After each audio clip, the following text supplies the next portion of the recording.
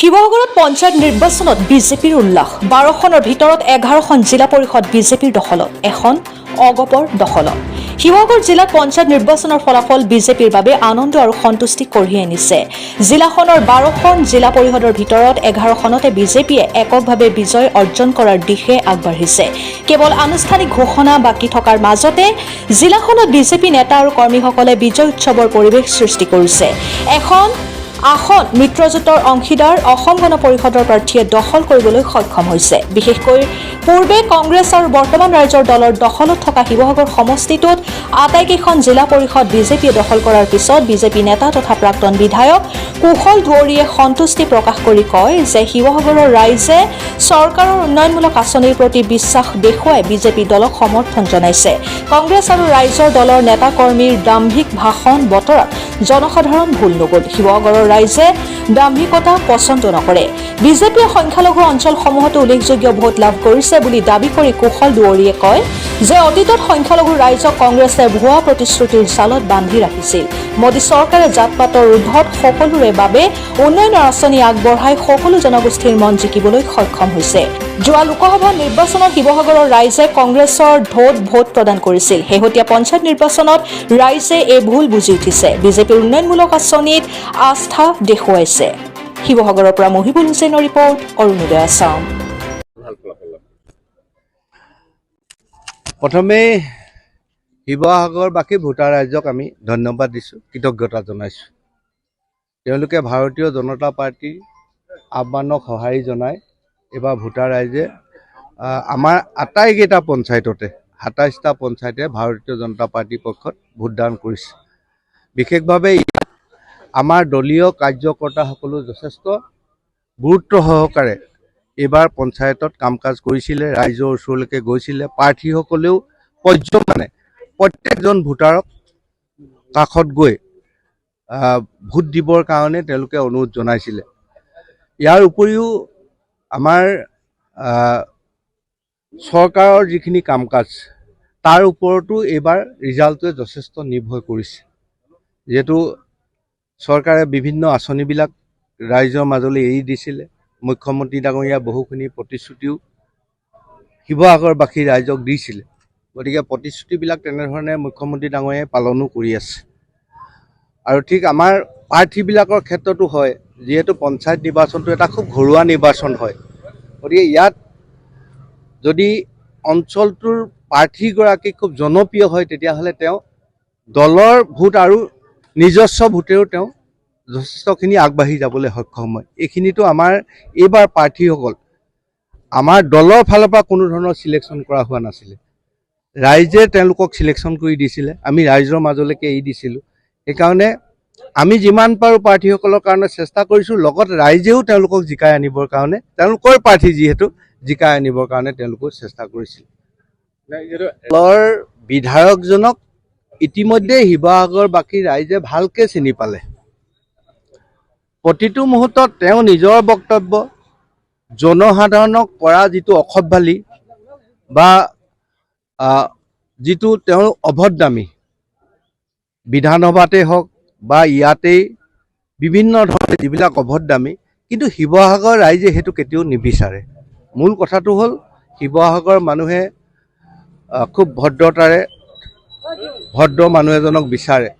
এইটো আপোনালোক সকলোৱে জানে যে তেওঁ বিভিন্ন সময়ত মুখ্যমন্ত্ৰী ডাঙৰীয়াক কেনেধৰণে কথা কয়, অফিচাৰজনক কেনেকৈ ধৰণে কথা কয়, কিমান অসভ্যালি গালি গালাজ পৰে, সেইখিনি কিন্তু শিৱসাগৰ সমষ্টিৰ ৰাইজে তেওঁক আগতে চিনি পোৱা নাছিলে।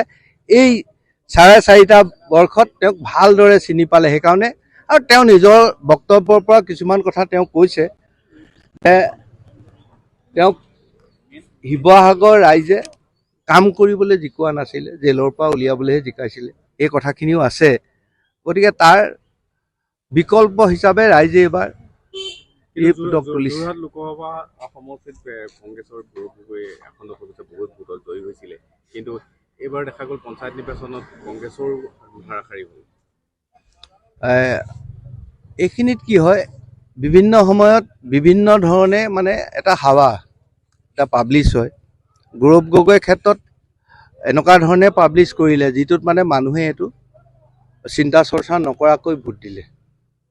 কিন্তু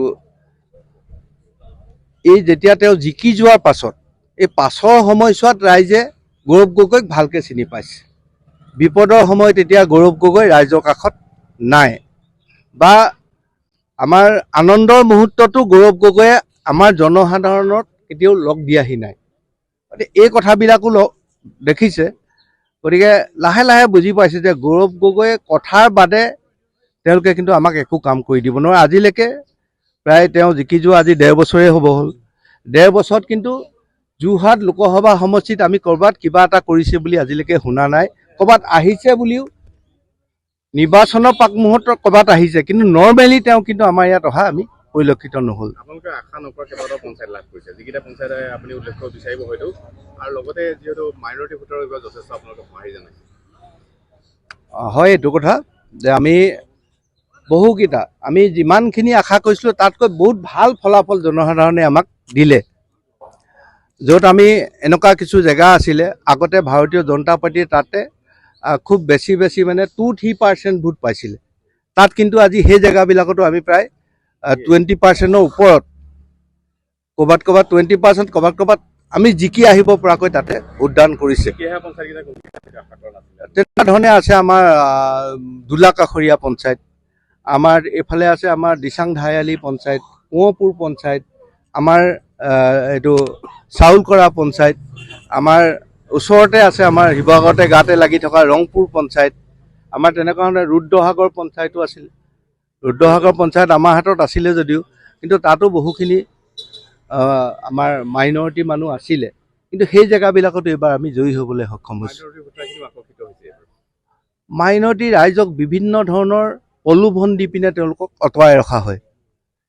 ইতিমধ্যে অকল শিৱসাগৰতেই যে এইটো হৈছে নহয়, আমি যোৱা ইলেকশ্যনবিলাকতো দেখিছোঁ, যেনেকৈ চামুগুৰি 60%, 65% মাইনৰিটি লোক থকা জেগাতো আমাৰ দলৰ MLA জিকি আহিবলৈ সক্ষম হৈছে। তো তেনেকুৱা ধৰণে এতিয়া মাইনৰিটি ৰাইজকো কোনেও মানে অভুৱা ভবাই পিনে ৰাখিব নোৱাৰে। ৰাইজে বুজি পাইছে যে আজি মোদী ডাঙৰীয়াৰ যিটো কাৰ্যকাল 11 বছৰ, মোদী ডাঙৰীয়াই যিখিনি আঁচনি বনাইছে তাত কোনো সাম্প্ৰদায়িক তাত কোনো ধৰণৰ কথা নাই। ঠিক তেনেকৈ আমাৰ ডক্টৰ হিমন্ত বিশ্ব শৰ্মা ডাঙৰীয়া বা আমাৰ প্ৰাক্তন মুখ্যমন্ত্ৰী সৰ্বানন্দ সোণোৱাল ডাঙৰীয়াৰ দিনতো যিখিনি আঁচনি হৈছে তাতে কোনো ধৰণৰ জাত পাতৰ কথাখিনি কেতিয়াও তেওঁলোকে কোৱা নাই। সকলোৰে কাৰণে সমভাৱে আজি ভাৰতীয় জনতা পাৰ্টীয়ে সকলোকে সন্মান দি আগুৱাই লৈ যাব বিচাৰিছে, যাতে এইখন ভাৰতত, এইখন অসমত সকলো জাতি জনগোষ্ঠীয়ে সমমৰ্যাদাৰে সন্মান সহকাৰে জীয়াই থাকিব পাৰে। এই ব্যৱস্থা ভাৰতীয় জনতা পাৰ্টীয়ে কৰিছে আৰু এইখিনি লাহে লাহে প্ৰতিটো আমাৰ সম্প্ৰদায়, প্ৰতিটো জাতি জনগোষ্ঠীৰ ৰাইজৰ চকুত পৰিছে।